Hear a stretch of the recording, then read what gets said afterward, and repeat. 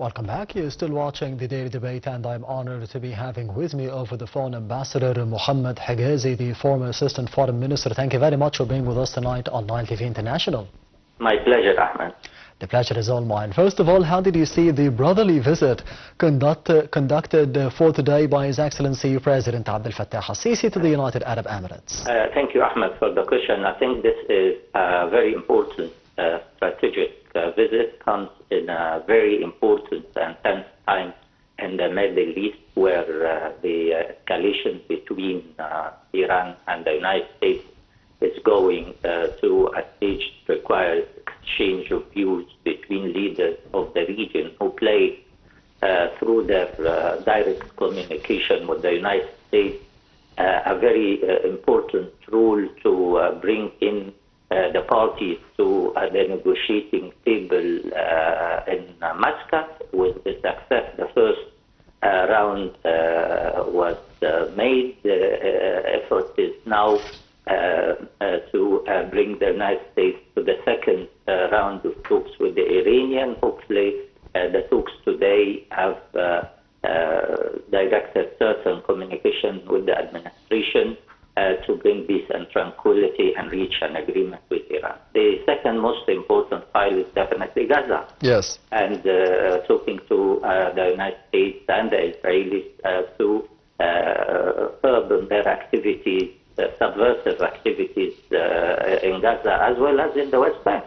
On the past 48 hours, the settlers and the government of Israel is moving to annex certain places and settlements, and this wave of settlement and wave of settler violence requires also an intervention from the international community, particularly the United States. The regional tension caused by the Israeli practices in Gaza and Lebanon and other places require consultation, and there is also a need to talk about regional communication and regional understanding to the position of each country. And by that, we can definitely work together to bring our cordial relations between all the parties in the Gulf, in the Horn of Africa, and the Red Sea and the whole region in general. We require this communication and this strategic ties that exists between Egypt and the UAE definitely qualify Egypt and Emirates to work together towards this goal. The most important at this moment is to pull hands together, because we are facing, Ahmed, a lot of challenges. Yes. And those challenges threaten us all, not only the Palestinians or the Lebanese or the Syrians. It threats the Gulf, it threats the Red Sea, threats the Horn of Africa. Time has come that we pull our hands together to bring calm to this very volatile situation in the Middle East. Besides, definitely, the bilateral ties is always among the talks, and the Emirates always enjoy the first place in investment in Egypt. Egypt cherishes this relation and consider it fundamental to the progress of its economy, and the wave of Emirati investment is definitely one of the positive factor in the progress the Egyptian economy has achieved lately. Second, you may recall during the visit, the president visited the AI University. Yes. And I think this is a sign about the tool of the future that both countries have chosen to pull the relations further up, and I'm sure that the AI and the modern technologies will be among the fields of cooperation between Egypt and the Emirates and the rest of the Arab world and our partners in the West in general. Yes, Mr. Ambassador, you mentioned a number of important points. We'll be starting from the beginning, because he mentioned the Egyptian efforts to be de-escalating tensions in the regions, and more specifically the conflict between Iran and the United States and the negotiations that are taking place in Oman and in Muscat in specific. On the other hand, the implementation of the second phase of the Gaza ceasefire deal, which was commissioned by His Excellency President Abdel Fattah al-Sisi and of course proposed by the American President Donald Trump here in Sharm el-Sheikh. The agreement took place in the past year, late on in the month of November. How do you see the efforts of Egypt along with the United Arab Emirates exchanging points of view on to be implementing the second phase of the agreement in the Gaza Strip, and to be de-escalating tensions at the same time between the United States and Iran for the benefit of the region and the Middle East?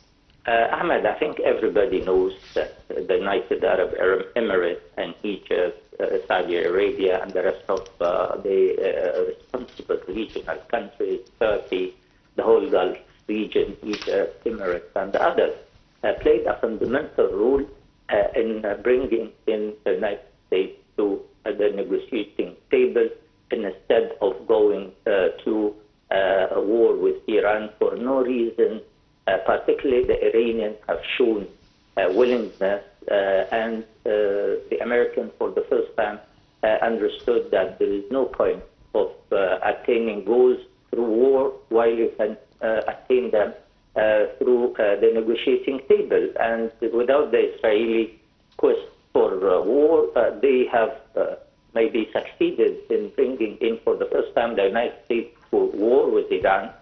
But it seems that President Trump calculated this right this time. It's not through war, and there is strategic interest for the United States in the region that will be threatened, and there is no point to follow Israel on that matter. For that, you may see why Netanyahu is visiting Washington day after tomorrow. Yes. And this in itself, the final attempt from Israel to push the United States further into the swamp of the Middle East and to push the American-Iranian confrontation. And I think the Americans will definitely understand that maybe this is the last quest for the end of Netanyahu era, coming to Washington to please, or at least to satisfy the hardliners in his government, showing them that we have tried his best, but President Trump did not accept to go to war. I think this is the logic of this visit. However, the Americans also are resenting the Israeli practices in Gaza and ignoring the true implementation of the second phase of the Gaza agreement, or the peace agreement in Sharm el-Sheikh, and I think the discussion in Washington will clarify the Israeli position and push it towards implementing what has been agreed upon.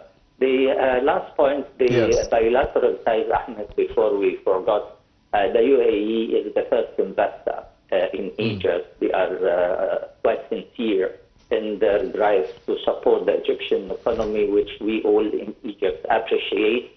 The last point maybe we can talk about is the brotherly tension that exists between certain Arab circles that requires dialogue and require understanding of each other's position.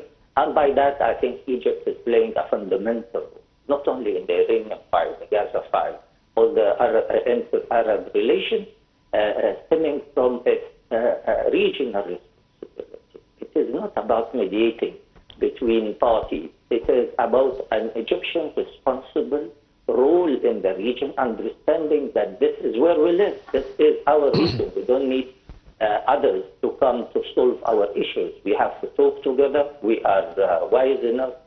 We know very well our national interests and what really threatens them. The threat comes from within sometime, and we have to be very able to confront whatever within a family. And I think Egypt is playing that role. Yes, Ambassador Mohammed Hegazy, the former Assistant Foreign Minister, thank you very much for being with us tonight on the Daily Debate over the phone.